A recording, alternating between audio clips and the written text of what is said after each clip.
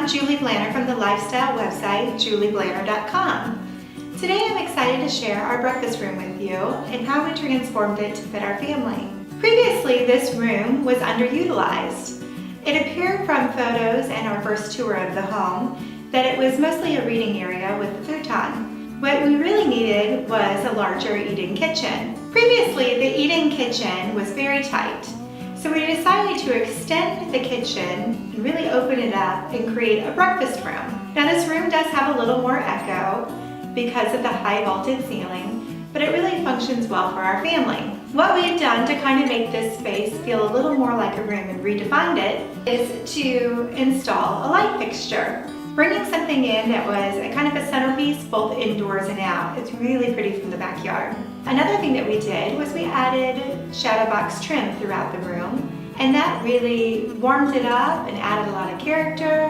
It also helped reduce the echo. We went from having linoleum floors to carrying wood floors throughout the entire main level of our home, with the exception of the mudroom. That again makes this feel more like an extension of our living space, integrating it into the main area of our home. Now, you may have also noticed that both the ceiling and the walls are painted the same color. This room gets a lot of beautiful sunlight. However, in the winter, it read really blue. So I needed a stronger cream that could withstand that northern light. I quickly realized that our bright white ceiling just didn't work, and it really didn't allow the vaulted ceiling to shine. So painting it the same color made it feel richer and more of one continuous space.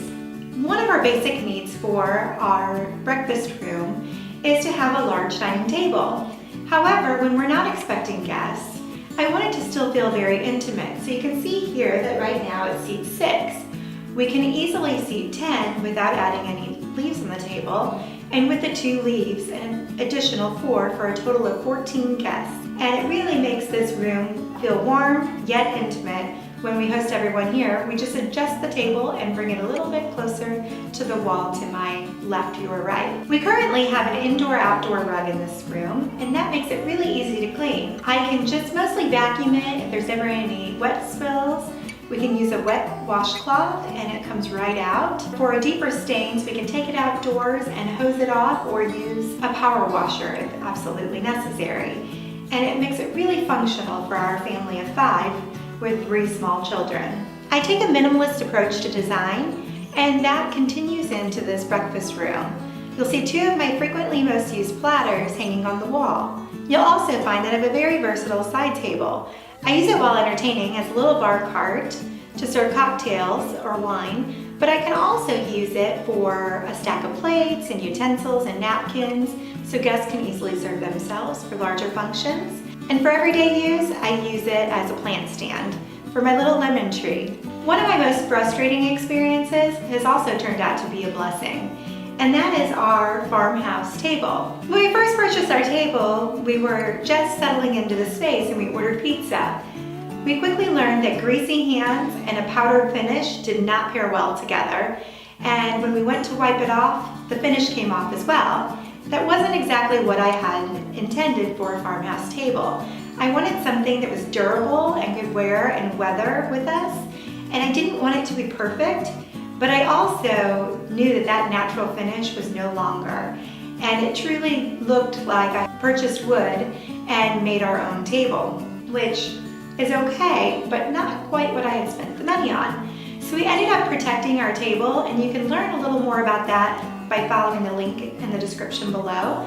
But we ended up protecting our table to make it really durable, wipeable, and now it hosts everything from lunch and dinner to craft time with lots of glitter and glue. For a little more of a casual and collected look, I combined 2 different styles of chairs and alternated them.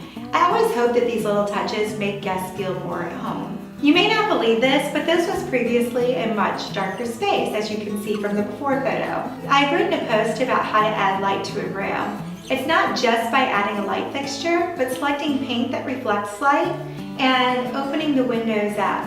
How we did that in this space was we removed the blinds that were installed in between the window panes, and immediately, even though those were always open, really opened up the room and allowed you to see the view and allow the light to pour in. You can find all the products I used and more details in the description below. please click subscribe, and I look forward to seeing you again soon.